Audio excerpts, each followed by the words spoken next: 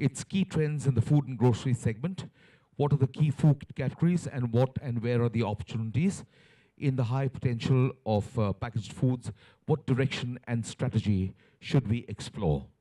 I have here on stage with me Mr. Rachit Mathur, Partner and Director, BCG, who will make this presentation, Key Trends in the Food and Grocery Segment. Over to you, sir. So, very good afternoon to everybody. My name is Rachit Mathur. I'm a partner in the Boston Consulting Group, BCG. Thank you very much to the organizers for giving me this time. To be honest, I'm not the happiest guy when it comes to this slot, which is just before lunch. Let me try and keep this as nippy and short. And I think just to recall, the primary brief on which I've worked this particular presentation on. So while there is, of course, a lot of thought about, how food and what it'll do, here is, a lot of insights and numericals from, a lot of research that BCG has done in the food space in India. Just to keep it tight, I will just leave it at very, very hard messages. You will see a string of complicated slides with some numbers flashing around, etc. But I would prefer that, you just hear me out here. But I think, just to very quickly start, India is undergoing, this decade for India is a game-changing decade. We are seeing a change in our demographics, which, a lot of people have spoken about, which is truly astounding. So, while we are seeing income growths, we are actually seeing the change of our income pyramid changing dramatically in India. And you're finding that more and more affluent households, more and more affluent incomes are actually being earned in this country today.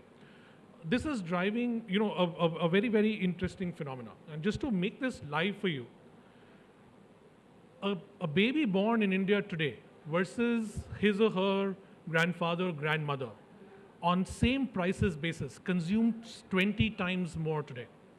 That is significant. It's on same price basis, so it's adjusted for inflation. That is the quanta of consumption, or that is the sort of potential we are talking of being a young country and with the way our population is supposed to grow. Now, this, throws up a string of opportunities, right? And, the world leads the way, as you can see in this space which talks about consumption and income, we couldn't be more bottom left than where we are. But fact of the matter is that if we were to trace some of the key markets and trace what has happened in multiple other economies worldwide, there is only one way for India's food industry to go, and that's Northeast. In terms of very, very quick projections, I think, the projections, very interestingly, this is one space where I've found that the numbers broadly across multiple different sources, tend to match. We seem to be a $650, $700 billion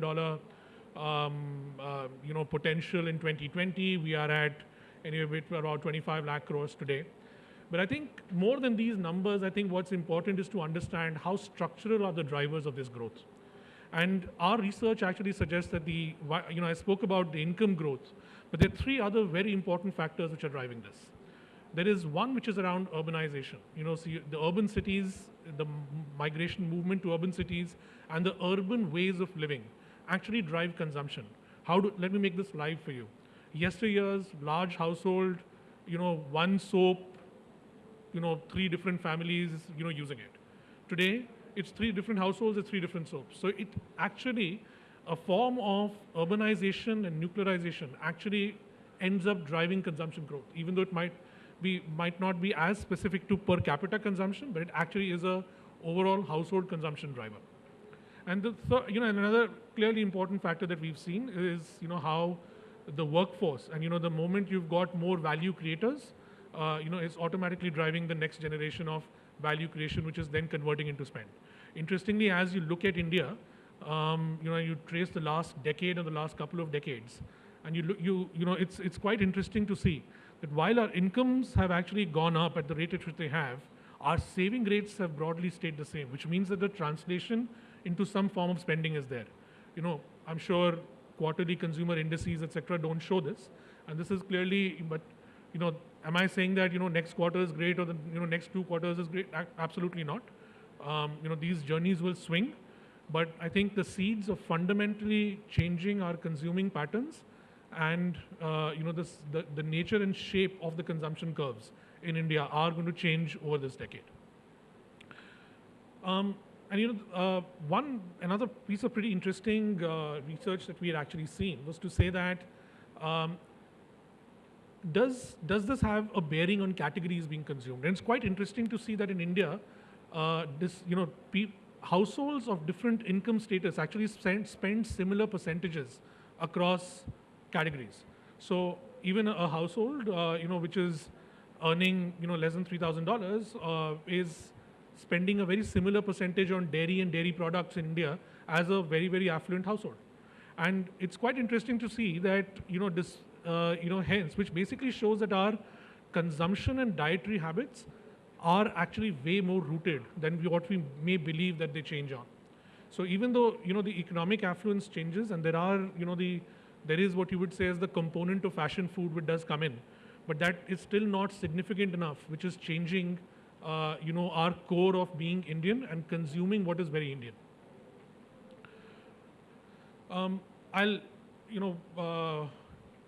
Here are my 7 trends, and they're a little more what I would say packaged food or food centric.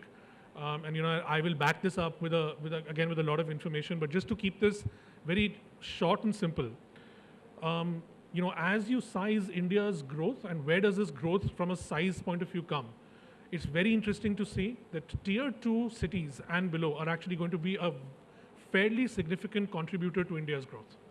And this opens a string of questions for us as food manufacturers or food service players, right? It opens questions right from localization, market readiness to the sort of products that we deal with. It is going to the competitors and the ability of local competitors and their local operating models to win against you. And hence it's not about taking 2 national players on, but 20 different regional players on. That is the sort of space we are going to be opening up. Decisions around market prioritization. Do you go deep? Do you go wide? Do you go, do you directly distribute? Do you stay wholesale and passive? The string of very structural decisions around how do you reach this large and new emerging consuming class, are going to open up. There are, as a retailer, as a food service player, where and when do you go and how deep do you actually penetrate? I think, is another very big question which this, with the emerging of consuming classes and affluence classes in tier 2 and below cities is going to open up. So clearly a string of things which, food-led FMCG companies or food service players or grocery retail need to think about. India is a pretty interesting place. This is something like a trading up and trading down annual survey we do. And this is basically what we try and track is multiple consuming categories and different household segments. Do they believe that they're going to spend more on certain categories, or are they actually going to go less? And it's more a here and now economic sentiment, consuming sentiment, and this is how we actually track what consumer confidence indices are. It's very interesting to see that, year on year, we've actually seen that the penchant for India to uptrade in food is high, and it's actually stronger than certain other categories like apparel or, durables, or even now, communication, not from a devices, but more from a services point of view. So we do believe that, one of the important things that India is going to see is going to be a couple of, is going to be around premiumization, where there is, especially in the area of food, where for being fresher, for a string of assurance-driven claims, for distinctive value propositions, and for what I would say are strong brand connotations, people will uptrade. People will look for trying to strike an entry into a premium category. The early signs are visible. You can actually see that in certain categories like biscuits, in chocolates, as well as in salty snacks. And this is something that we believe is going to play out over the next 7 to 10 years. No ignoring modern trade. The story has always been with its strings of ups and downs. But fact of the matter is that if you look at modern trade, it's with most of the players now making a very strong, calibrated move to get their act right. We believe that modern trade is going to be a phenomena, which in certain categories was going to play a distinctive role. Be it a breakfast cereals or even as close as to basmati rice. It is going to be important. I think modern trade opens up another string of questions. For your relevant categories, don't look at modern trade as modern trade. Modern trade is around formats, and your categories have got certain natural maps to formats. So if you are even if you're a simple edible oil player, the 1 liter pouch is a supermarket convenience driven product. On the other hand, the 15 liter large jar is a hypermarket monthly consumption basket driving product. You have to literally think about your product and format mapping, because that's what translates into consumer missions. And I think an approach on how do you actually look at modern trade, not with just a single color, but distinguishing the role of each format in modern trade for your relevant category, I think is a key to success in this particular space. Gentlemen before me spoke about health. I think no saying that each one of us knows how important this is getting. I think and as we've seen, and this is again part of our research which we did, it said that when we ask people, hey, what do you do if you believe, if you want to, stay healthy, what do you do? A third of people in India actually said we don't do anything. Of the balance third, you will find a fairly significant percentage of people actually saying diet rather than activity, which means that the primary point of anybody looking and seeking for health actually looks to consume healthy rather than behave or spend time on a healthy activity. And as a result of which, I think the play of health and wellness in the food space is going to be fairly significant. Winners are going to make the classic trade-off. There is a belief that what's healthy is not tasty and what's tasty is not healthy. And that trade-off is something which classically needs to be beaten in people's mind rather than anywhere else. There are going to be, it's going to be about how proactive are we, right? Am I saying that the food industry is going to become like tobacco or liquor? Absolutely not. But it's about being proactive. It's before a crisis opens up, and how transparent are you on where you are. And I think there is going to be a very, very fine trade-off and a fine balance, which a lot of consumer companies will have to play around how transparent do they get on their claims and how transparent do they get actually on what they're delivering from a product attributes perspective. The fifth trend, children. We actually think that our research suggests that children, the influence and the role of children in categories and in consumption, in choice of brand, in choice of destination is improving dramatically. Children are getting more and more exposed. They're taking decisions. They're at very younger ages. They're actually they have a point of view, and that point of view is something which, if a little low on the significance list for their parents, they actually just go with what the child says. So you may feel like buying brand X, but if you're not very, very distinctively away from brand Y, which your child actually wants to buy, you will pick it up. So the effect and the influence of children in a lot of these in a lot of the food categories, right from and especially driven impulse backwards, be it biscuits or ice creams, I think you will find the influence of how do you actually healthily influence the child to take the call is actually important. I think Anurag mentioned very clearly. I think this is there is this classic belief about digital being and looking more at the e-commerce space. It's actually not.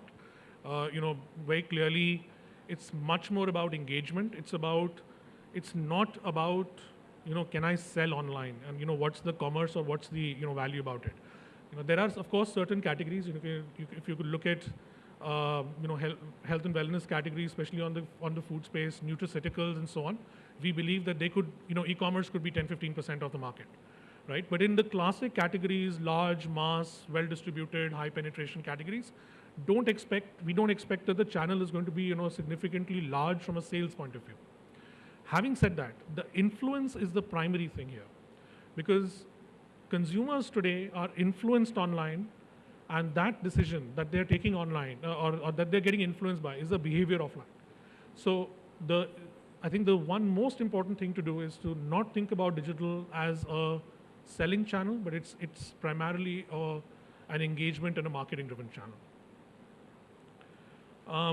And lastly, I think an international trend which we see or might be which we might see playing out in India. It's something called responsible consumption, and I think Anurag also alluded to that a little bit. But 5 or 6 years back, when the European economies were where they are, potato chip manufacturers found in the UK or in the US that writing potatoes chips made from potatoes in the UK is actually a very, very important claim, because people who have got the fundamentals of nationalism are seeing that their economy isn't doing too well, knows that the farmer is under pressure in their country, and believes that what is a dollar spent from their side might actually translate into building the local economy is a great thing to have.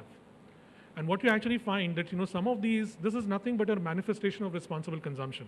There are multiple other manifestations. It's something like Starbucks Fair Trade, or there are clearly things about your green footprint and so on, which are claims. It's India too has got where P&G or HUL etc. have made the first moves in this space of responsible consumption.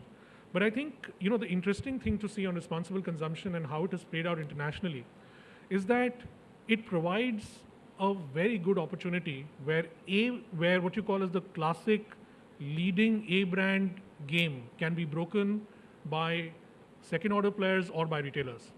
Because this is a proposition in a space which is still unoccupied, which some of these leading brands have still not got into and don't stand for. And if this pokes out an opportunity for creation of private label play, I mean, I'm not saying that this is exactly the way it has happened, but a Trader Joe's or a Whole Foods, for example, in the US, and how they've taken health as, or organic, or some of what you would say as the the classic spaces where you would not see the large international consumer goods brands playing, and how they have actually tried to take that space up. So I think it springs a string of opportunities, especially for people who are or companies who are still trying to create their space or create their demand space.